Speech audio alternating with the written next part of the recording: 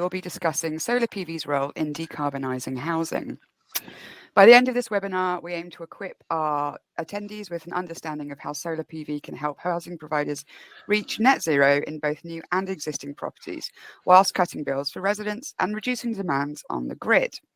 Attendees will also hear how solar PV can be combined with battery storage and other low carbon technologies to maximise efficiencies. So we've got a great panel here today, including Patrick Berry, who's the Programme Director for Together Housing Energy Services. And we've also got Andrew Waggett, Head of Energy Services at Portsmouth City Council. We are also expecting Councillor Keith Williams, Swindon Borough Council's Cabinet Member for Climate Change, Finance and Commercialisation. We're just having a few tech issues with him. Hopefully he'll be joining us soon. So hi everyone and welcome. We have got a few talking points and then we'll open the floor to questions from the audience. Audience, feel free to pop a question into the Ask a Question box below. We will try to get to as many as we can. However, we do just have the hour set aside for today. So let's kick things off and start with carbon savings. Let's start by briefly looking at decarbonisation potential with solar PV. Patrick, some basic baseline question here. What kind of emissions impact can solar have on a typical dwelling? Good morning. Well, I suppose it's not so much a typical dwelling as a typical installation, because that's what's driving the carbon saving. And the output from that can vary according to which way it faces and all the usual stuff that people have to calculate.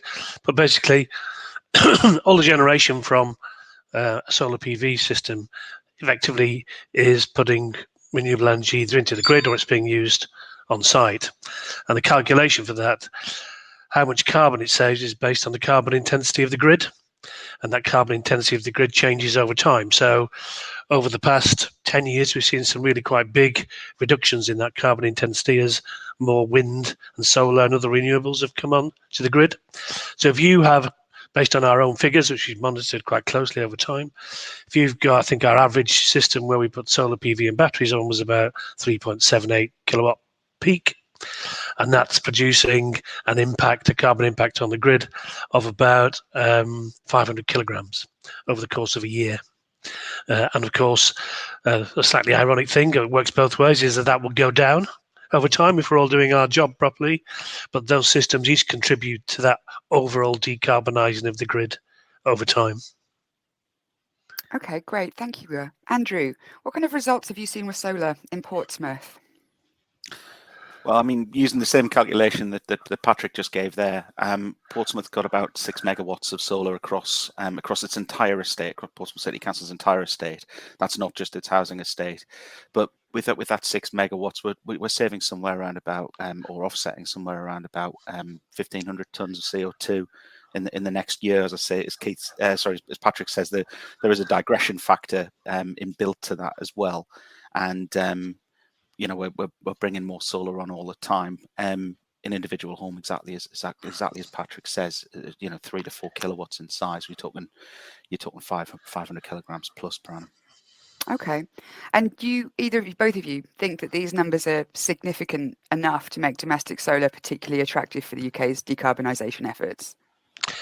Yeah, a lot of conversations I'm having with certainly some of the combined authorities where the mayor has an interest in demonstrating decarbonisation is that you can achieve a lot very quickly at a pretty efficient price with solar. And so they're looking for schemes, retrofit schemes that can be rolled out, particularly because we've been working in for self-funding type schemes. It's quite an attractive proposition to have a hit on carbon, as well as tenant savings, as well as creating a kind of commercial investment exercise at the same time. Yeah, and exactly that. It's the simplicity with which you can roll solar out across a housing estate or indeed any building portfolio, versus other technologies. You know, to tackle something around the fabric efficiency, which I think we're all in agreement. We want fabric. You know, we want to take a fabric first approach in you know, strategically across the UK. it's much more difficult to achieve that, and it's much more difficult to achieve the decarbonisation of heat generally than it is, frankly, to just go and put PV on roofs. It's a really, really quick win in terms of making that big bite out of emissions now, early doors in that trajectory to get to net zero. I would also add to that. I think certainly our experience is that the general public, and our tenants in particular, now have a kind of that they understand solar, they recognise it, they ask for it, and that's not always true of all the other decarbonisation measures that we might be looking at. Yeah. So it's an easy win with the public, I think. I was going to say, yeah, the demand for solar, it's their go-to thing when they're thinking about decarbonisation or indeed energy efficiency in a home. And in fact, it is when you look, you just have to look at the media. Every time a scheme like Eco 4 might be announced, which, largely precludes solar from being used, but it'll be a solar panel used in the press release. You can pretty much guarantee it because that's where everybody's mind goes. I'd also say that the maturity of the supply chain around solar is much better than, say, air source or solid wall installers and things like that. You're really struggling with that supply chain as versus the solar supply chain, which is a lot more mature. It's got just, frankly, there are more people doing it as much as anything. Okay, great. Sorry, were you going to add something there, Patrick? I was just going to say our experience, as well as the DNOs, the district network operators, are a bit more relaxed about solar than they are about heat pumps, for example, in terms of multiple rollout of installations on social housing or council properties, which is also kind of advantage given some of the issues we have with heat pumps. Okay, so let's talk about the issue that I'm sure everyone is primarily thinking about, and that's costs. Patrick, how do the numbers stack up for landlords and tenants looking at savings here? And is there any support for landlords looking to install solar PV? Yeah, well, I think I'll start with the latter point of that question first. By and large, in terms of large scale stuff, I think that ship has sailed. I think that ship sailed with the Feedin Tariff, because in theory, a solar system should pay for itself now. In our case, we're looking at solar PV and battery, and we spent a lot of time looking to model how that could be rolled out as a commercial investment program, but still providing benefits to all those involved.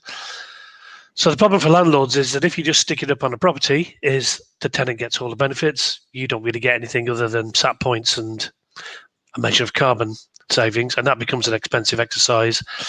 As we have got 37,000 properties, you're then arbitrarily giving it to some people and not to others, and there's a kind of democratic deficit in that process because it can be quite random.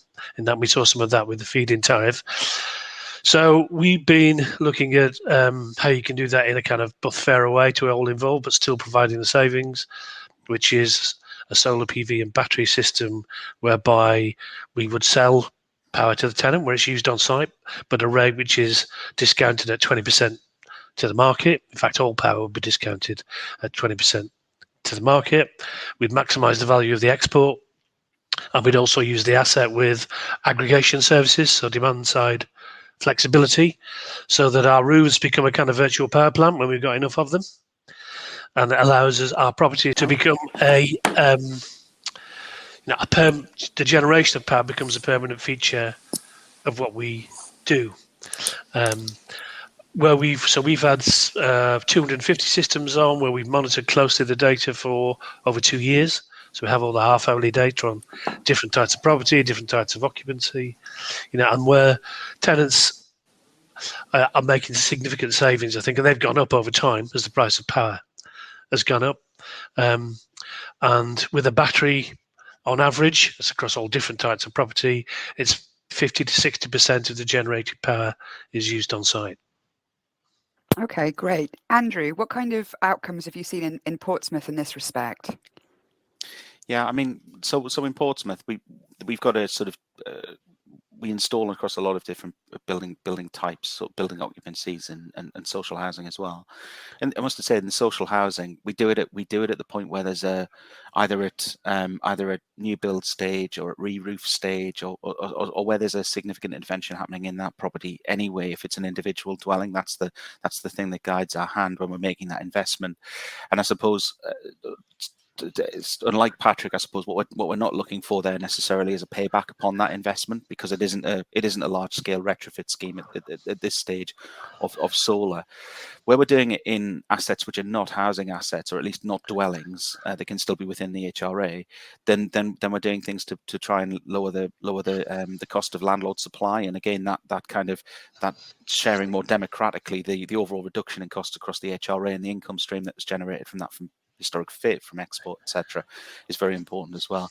I mean, in an individual home, just solar alone is about £400 worth of savings, is a bare minimum in most installs that we would do, according to the monitored data. I mean, as Patrick says, once you add a battery onto that, you're talking about another 50% saved on the bills as well. So it's still a significant impact on social housing tenants in particular, where they're not flush with disposable income.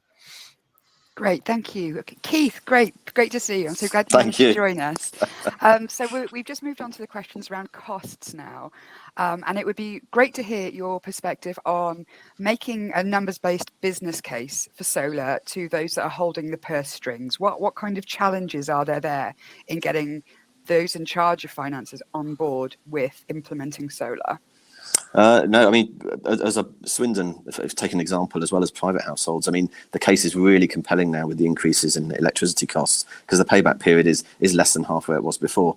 And I know, obviously, sort of comments Patrick's made around the benefits of battery and the like, and he's absolutely right. For those sort of your core periods of the year when you've got good sunshine, it is the majority of your consumption is in the evening period, and the battery, even if it's only say a small 3 kilowatt hour unit, makes a massive difference. I think the thing we're possibly missing, which we collectively need to look at going forward, is actually the introduction of more electric cars. And I know social tenants, that's probably more of a challenge at this current stage. But with some of the changes to the way company cars were financed back in 2020, from 2023 onwards, we're going to see far more electric vehicles on the used car fleet. And actually, EV charge is an integral part of a solar installation, along with heating, hot water, is going to be something that local authorities need to consider more and more, because you can get devices where they will charge a car purely using surplus solar. And for 9 months of the year, a typical household, maybe doing 7,000-8,000 miles a year, can actually drive their car purely off the solar produced off their own roof. Okay, great. So it's interesting you discussing the actual technology itself there, and some of the challenges around it. You mentioned how we've got EV and we're also talking about heating. We say solar PV, and I think most people are liable to simply think of it as a source of electricity. But you mentioned heating benefits as well. Could you go into a little more detail about how those can be realised? No, absolutely. I mean, there are devices out there. Speaking of, I mean, there's two commercial products. One, British company, and what they do is they produce a device called an Eddy. And what that does is if there's surplus solar power off your roof from your PV panels, it can be diverted into your hot water cylinder. And typically from late March until, I mean, I've got a device myself, not the same, but similar. In November, we're even having some of our hot water generated by surplus solar power, as well as being able to, as I say, charge a car, as well as heating, because in the spring months, you have got cold ambient temperatures and you have got some surplus power. So the likes of electric underfloor heating or some form of electric storage heater can be charged using some of that surplus solar power as well. Obviously, the deciding factor is the size of your PV array. And I know typically larger households have 4 kilowatt systems, but with the improvements in solar panel efficiency, you can fit quite a high power solar array on a smaller property, as you might find on the HRA account. Okay. Patrick, what kind of complexities are there involved in integrating solar PV with things like heating instead of simply relying on it for electricity? Well, our approach has been to actually look at installing solar as a follow-up to where we've taken out gas and put in renewable heat, so air source heat pumps, or in some cases ground source heat pumps where we can. And the reason we do that is, of course, we want the electricity generated by the solar system to support the heating system, and obviously with batteries that gives you much greater flexibility, and as Keith has mentioned, you can use surplus solar to directly heat hot water. I think we would prefer to put that electricity through the pump, and the reason we do that is because the heat pump will have a coefficient of performance hopefully of 300%, so that for every kilowatt of electricity we can get 3 kilowatts of heat back out into either hot water or into the heating system. And so that's, I think, where you have a renewable heat, that's the most efficient way to do it. And because of the way the solar PV and battery systems work dynamically, together with the grid import, you're always prioritising your renewable energy when it's needed in the home. So when it's needed to top up that water, or when it's needed for heat, that's where it will go first to draw that power. And so you maximise the use of that, and therefore get greater value. There are pieces of technology that are going forward which will, again, rather than exporting power, if your battery's full, etc., it will, put more and more into your hot water, and that will get more and more sophisticated over time, and particularly around time of use tariffs and all the rest of it, to avoid paying those systems. But that's the way we approach it. Okay. Yeah, Andrew, we've been talking a little bit about energy storage systems. Is there anything you'd like to add there? What kind of role can these play in the overall solar PV picture? Yeah, I mean, just to stay with the heating hot water point, the solar is not generating a full chat when you need your heating most typically. So the ability to shift that load using battery storage, but also that battery storage, frankly, not just using solar during the winter periods, but using multi-rate tariffs, nighttime tariffs, economy 7 tariffs, we want to call them by that sort of traditional name, to provide power for a heat pump, which again in and of itself might be 300% COP versus direct electric heating is really important. Yeah, and then as Patrick and Keith touched on, there's then that hierarchy of things that you do with the remainder of the solar. I think it's important to say that the move across to electric heating, for a social landlord, Portsmouth City Council has 15,000 social houses. About 14,500 of those are on a gas-fired wet system of some kind, combi boiler or district. The business case from the tenant's point of view, anyway, from a fuel poverty point of view, for moving people across to air source heat, with the differential between the cost of a unit of gas and the cost of a unit of electricity, it's pretty marginal if there's any business case at all. And so you do need those other things to try and offset that cost, that additional cost in terms of the electricity contract or the electricity rates that are going to be on in due course. Okay. Since we're looking at this from a social housing standpoint, it's obviously vital that we consider the impact this technology is going to have on residents, even beyond a financial benefit. So, Andrew, in your experience in energy tech procurement for Portsmouth, do you feel that residents are generally receptive to solar PV? Yeah, I mean, I sort of touched on it earlier, but it's the go-to technology that people think of when they're thinking about energy efficiency. At heart, I'm a good, building physicist, and I want to tell people about the U values of their walls as much as the next person. But getting excitement out of people when you're doing that is tricky. Whereas do you want solar panels? There's barely ever a no to that question. I think actually within Portsmouth we lead a scheme that funds solar in private homes from BAYS, the Lad and Hug schemes. That within that, where there is genuine customer choice, in social housing, you tend to be doing, rollout of stuff across particular properties. Where there's genuine choice about what measure people want, you can guarantee that everybody's first port of call is, let's go solar.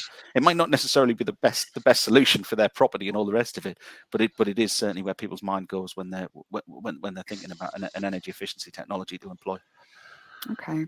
Keith, what do councils need to do to ensure this kind of buy-in from residents and to make sure they're properly informed on what solar can do for them?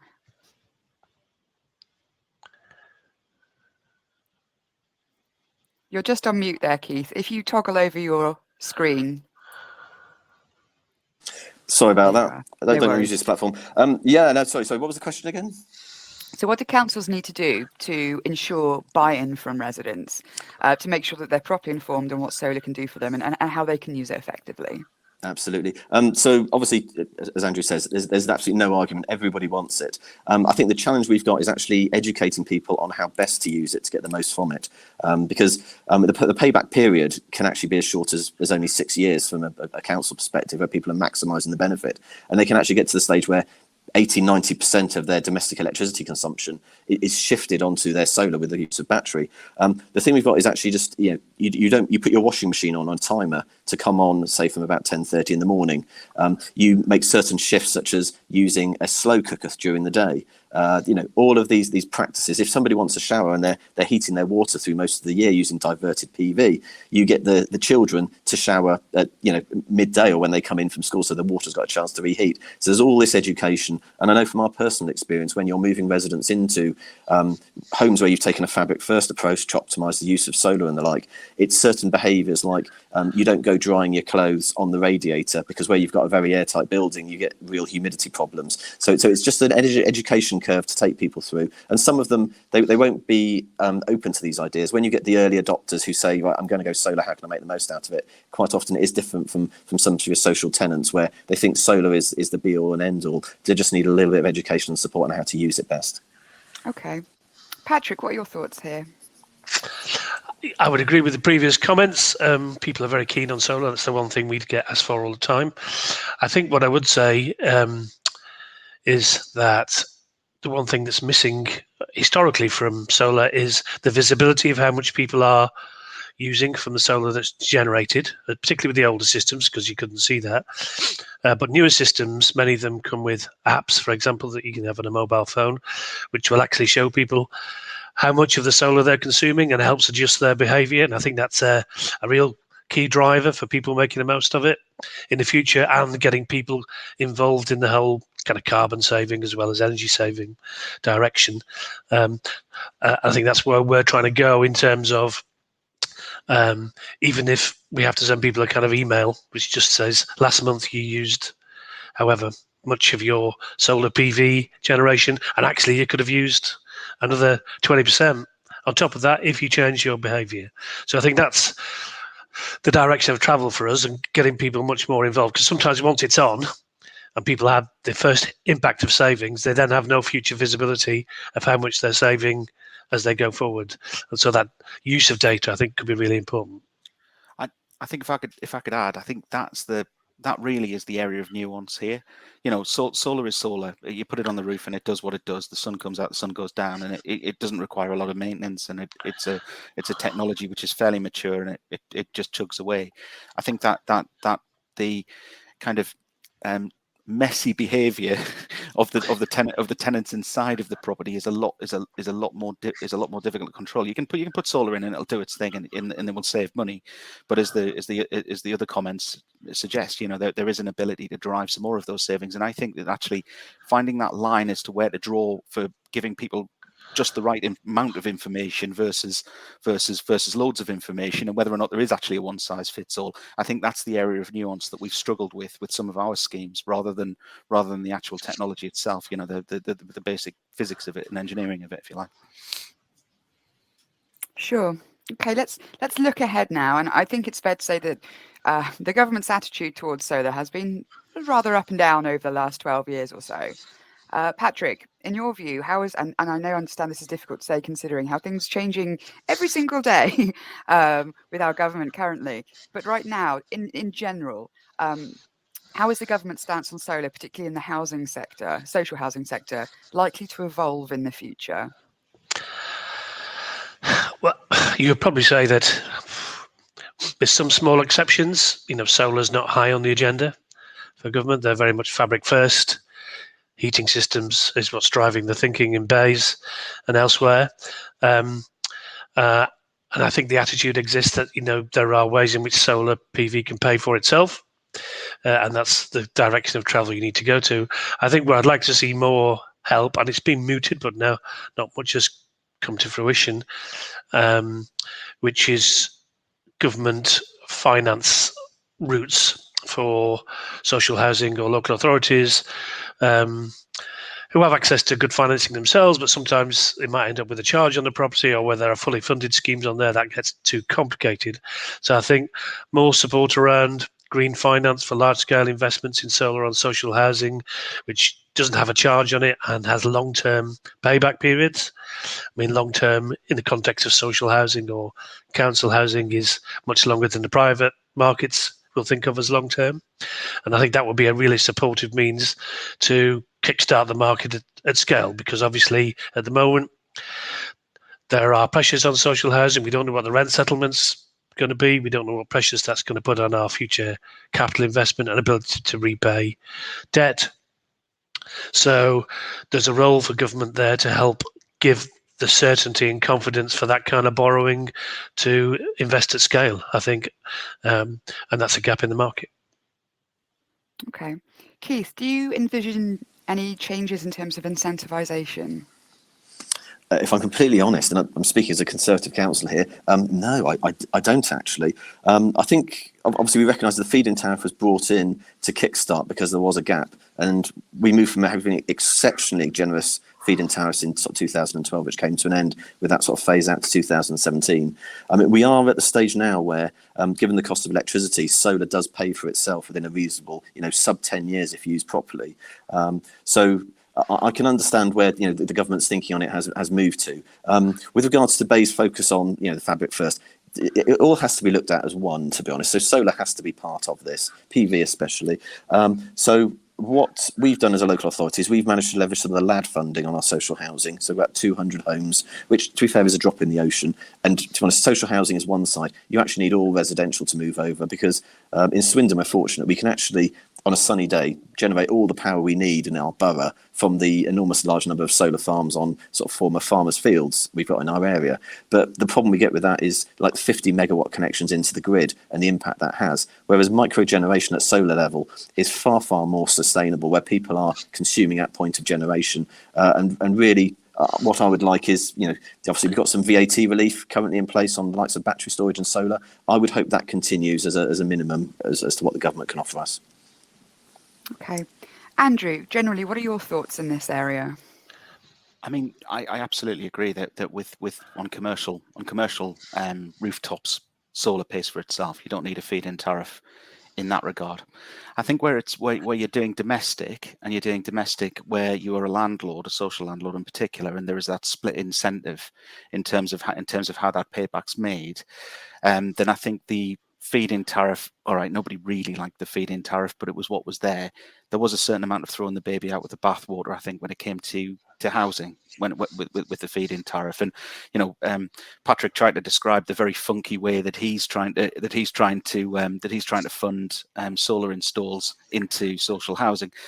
That probably in and of itself tells you that there's a problem there in terms of how you leverage finance in for solar. As I say, for commercial buildings that we own, for commercial buildings that we don't own, that we can charge a PPA out on, Portsmouth City Council make those investments using traditional sources of finance, PWB, Prudential, etc.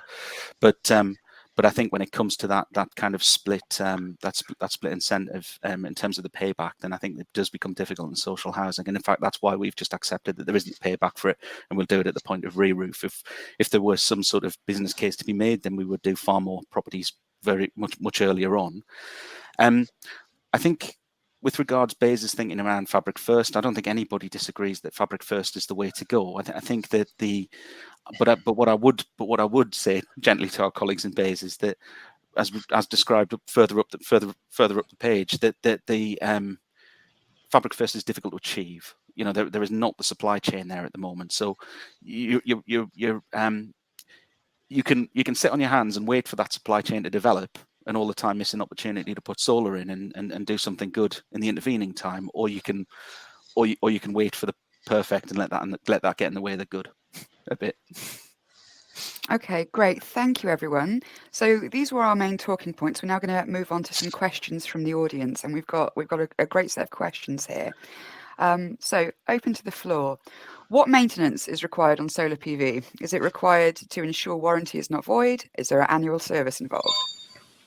Do you want me to pick that one up?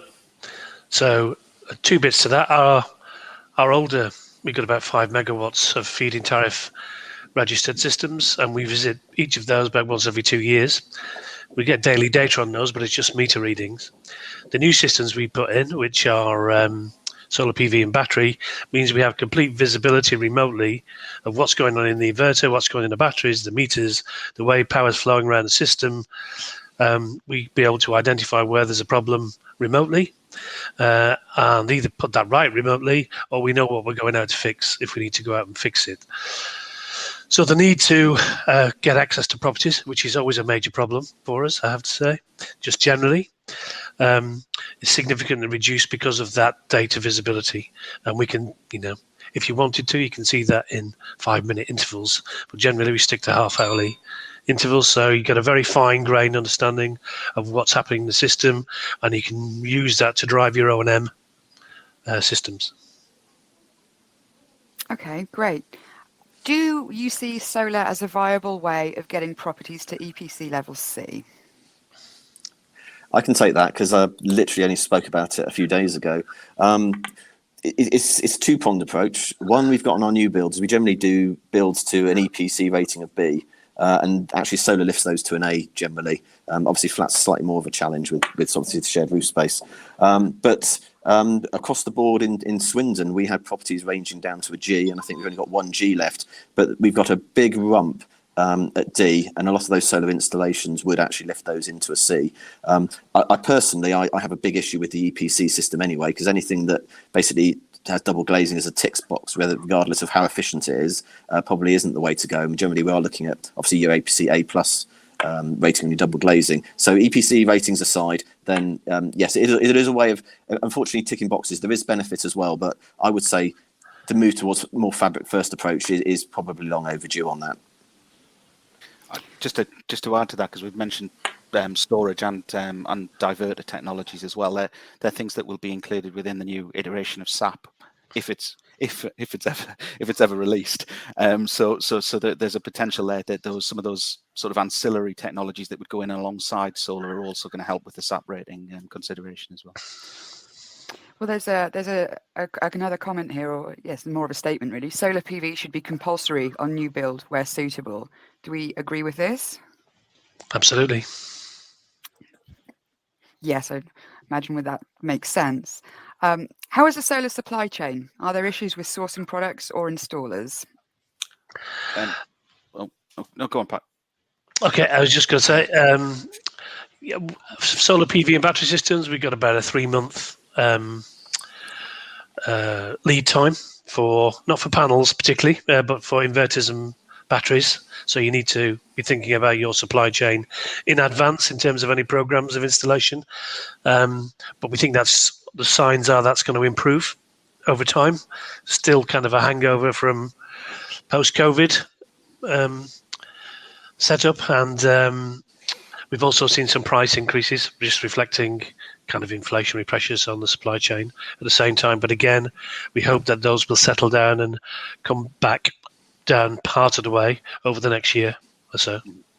We've seen some issues. We've had it with regards to possibly the demand for installers, and probably maybe a slight lowering of standards in that some installations at quite a low height leading to glare problems. And I have had one instance I've been murwayed of where they actually went along and they installed the solar panels on the wrong roof of a terraced house, which is quite exceptional.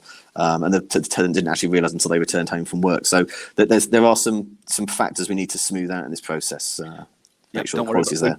We've managed that as well, Keith, over our time. I'd say that what we've done in Portsmouth certainly is we have a supply chain in terms of we have a multi-supplier framework. So that multi-supplier framework is made up of some of the what are classes like the big boys, from national scale right down to domestic scale, who tend to be the local SMEs. And actually, we've managed to ride out most of the pressures around the supply chain through having that running mini comps through that multi-supply supply chain. We have over recent times, perhaps comment on the lads funding that both myself and Keith have made, and indeed just people waking up to the fact of or it dawning on people just how expensive their electricity bills are. And we have seen huge demand in the domestic space, and it is very, very difficult when particularly actually on the private homes to actually get the supply chain motivated to work on our scheme over some of the other things that have been running recently. Okay. So next question is kind of a two-part question here. First from Dermot Barnes, who asks, are any of you considering sale of electricity, or are tenants given 100% benefits? And then Michael Hamer asks, linked to that question, have any of you any experience of smart export guarantee for either tenant, if eligible, or landlord? Should I take that, given what we're proposing? So yeah, we're considering selling the power to tenants. So we spent 2 years plus looking at the various models to try and get to this, and we're about 2 minutes to midnight in terms of pinning that down. but that would be an arrangement whereby, I won't get into too much detail, but where we propose to work with what's called a peer-to-peer exchange market, which is an alternative market to the wholesale market, with a view to providing all the electricity that tenants use at 20% below the price cap, wherever that happens to be at the time, as a minimum discount. But then, and that would be wrapped up in a single bill. So there's not two bills, or otherwise it's all wrapped up in a single bill. And where we would then look to maximise the value of export. Now, that wouldn't use the smart export guarantee, because that's probably the lowest value you're going to get for that. But again, we would look to sell the export into the peer-to-peer exchange, where effectively we can get a much higher price, a price much closer to retail, because retail is always going to be our best value. But so that price, which is much close to retail. So it is kind of complicated the way it's set up, but it kind of has to be to maximise the values. I think Octopus have got some current smart export guarantee rates which are beneficial at the moment, but you'd have to be an Octopus customer to do that and sign up for those. There are issues with getting an export MPAM with a supplier which is different to the incoming supplier, which although in theory you are able to do, I think in practice is much more difficult. Those things will come, I think, over time. So there will be opportunities for landlords to get that export benefit as we go along. But I think the technology and the people wanting to use it are ahead of the regulation.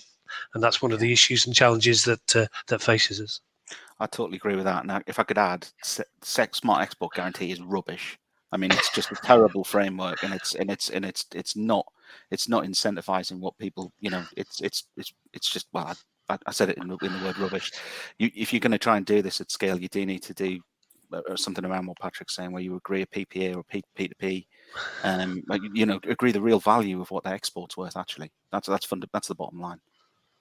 Well, that actually brings me to the next question, which I think you've already answered there, Andrew, is regarding the smart export guarantee. Do you think the rate paid for a kilowatt hour of electricity exported provides enough incentives to encourage a larger uptake of solar PV?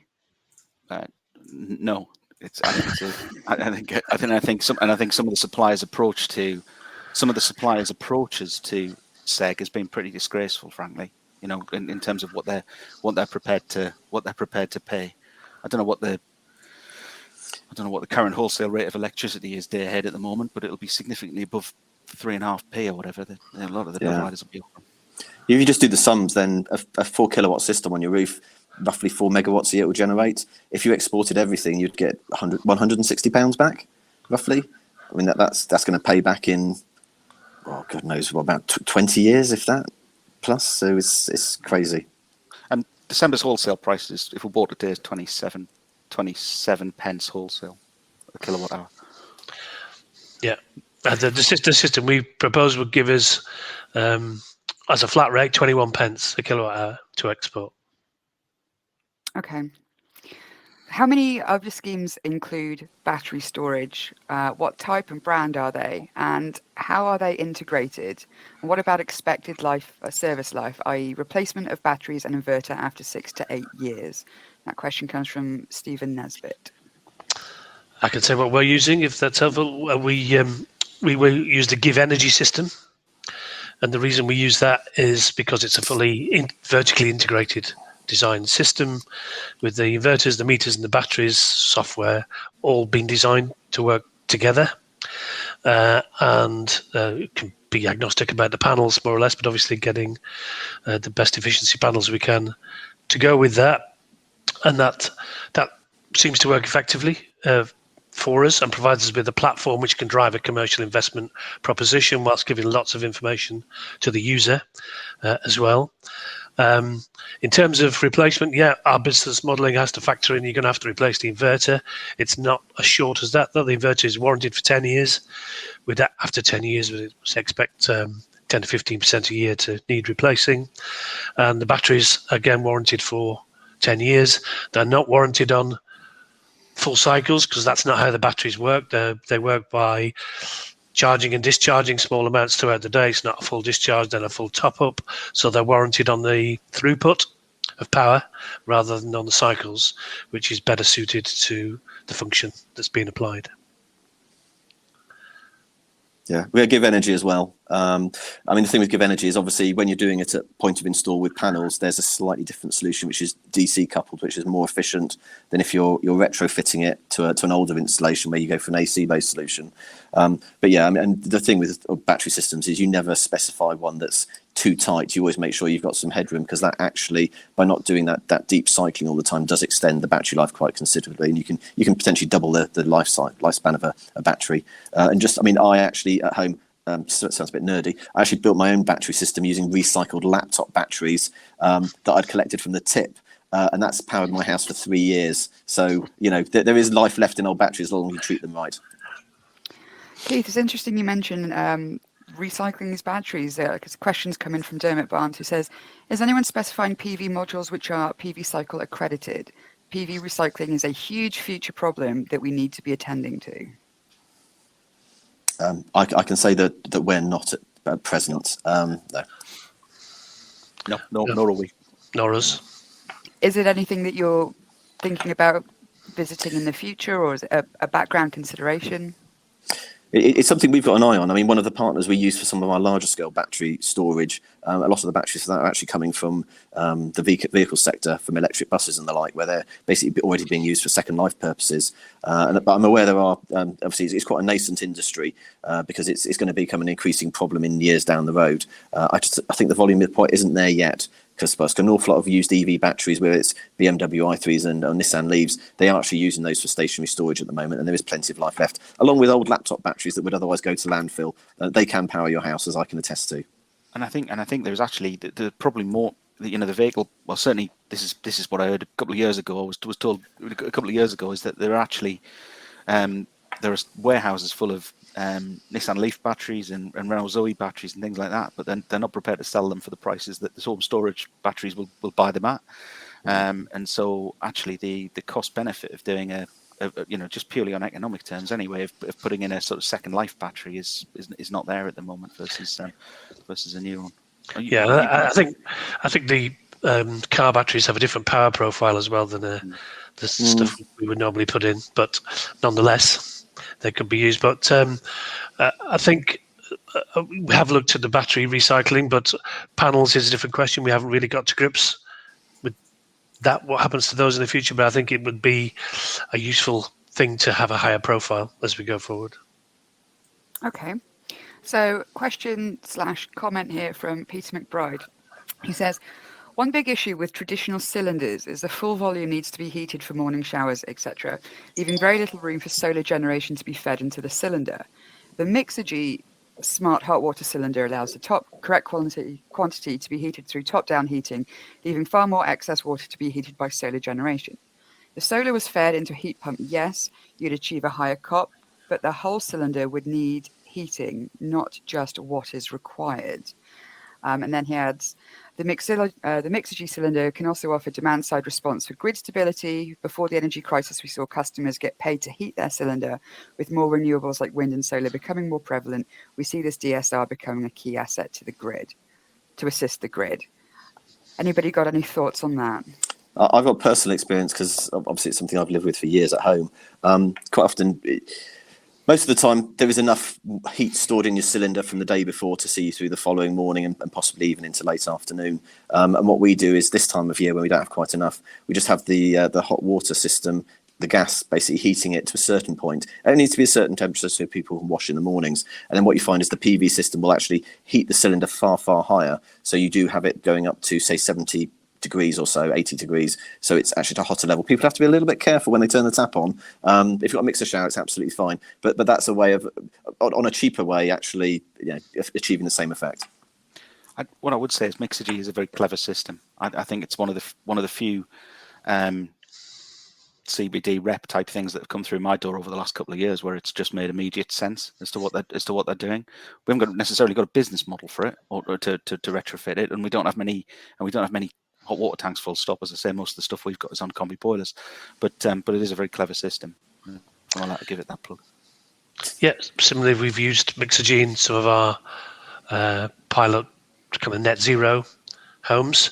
I think the challenge for us is how we link that into a commercial environment as to how we use that functionality.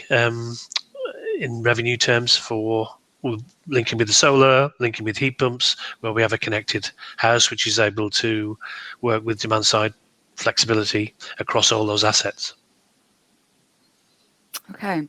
Jumping back to the recycling issue, just had a comment come in saying that they spoke to the CEO of a startup dealing with PV recycling, who said the main problem was the cost of recycling more so than the scrap value. Would you agree with that? I don't think I have the basis on which to agree or disagree with that, to be honest. If that's what they're being told, then that's fine. We haven't scrapped many PV systems, frankly. No, the only ones I'm aware of is on some of the larger schemes where they've switched to basically far more efficient solar panels. And what I found is quite often the used market, even for 10, 15-year-old PV panels where they have still got significant output, is actually there in the used sector. And I think there's probably, we talked a lot about rooftop solar. I think we need to recognise that there are sections of the community who maybe are setting out there in their early 20s. They might not be in a house long enough to actually be able to justify putting solar on. But there is scope for maybe a small ground-mounted system that they potentially could invest in and take with them to another property. And I'd say the second-hand solar market, really driving costs down on that, would be a perfect opportunity there.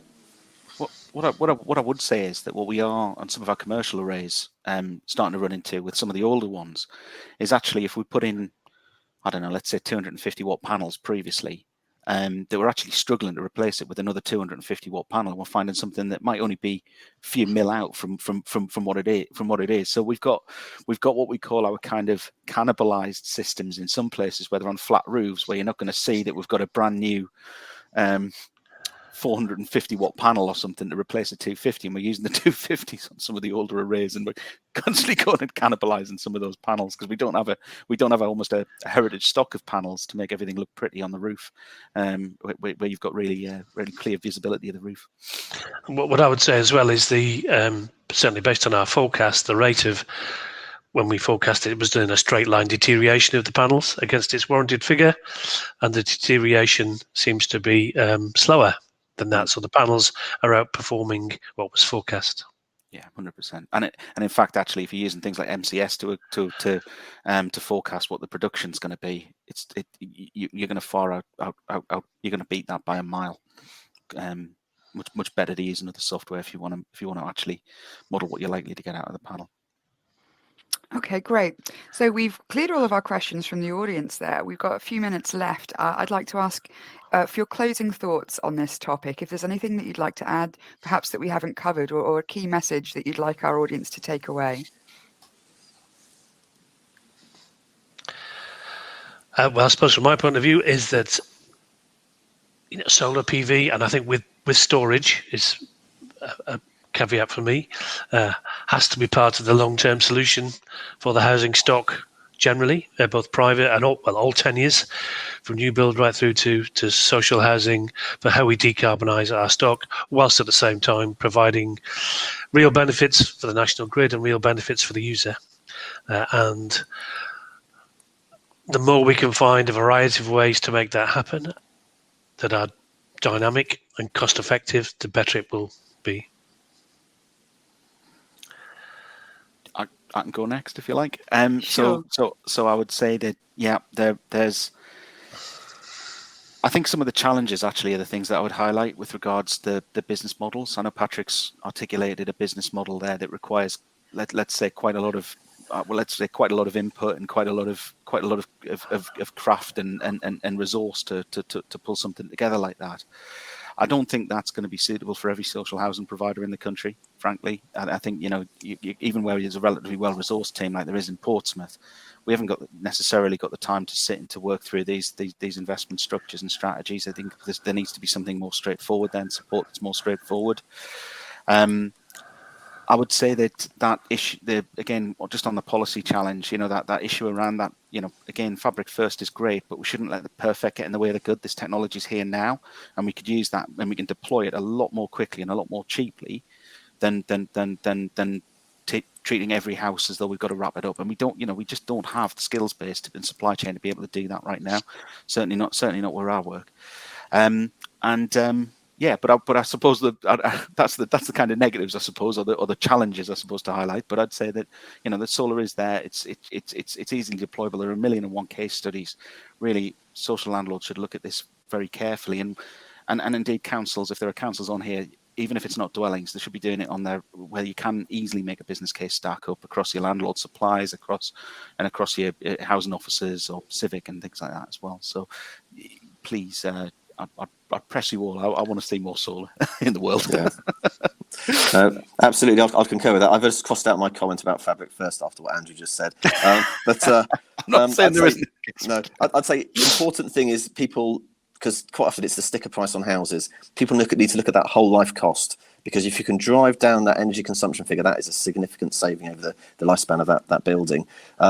It's taking into account new builds, solar, PV diversion, EV charging. It should all come there out the box, just so it's intrinsic. And I'd say one other thing for councils is an opportunity. If you're investing significantly in this real higher grade of housing, there should be some opportunity to have some small premium maybe on the monthly rents you're charging, so you can further invest in these technologies. And I'd say what's also key is protection from the right to buy for these type of properties. That's key, so that we don't find that high quality stock is suddenly being snapped up, because that does act as a disincentive for councils to invest in those sort of areas. I had just one final point, Rachel, which is that one of the things in terms of our own planning is there's an expectation that the technology, which is already moving very quickly, will continue to move at a pace, and particularly I think around battery technology.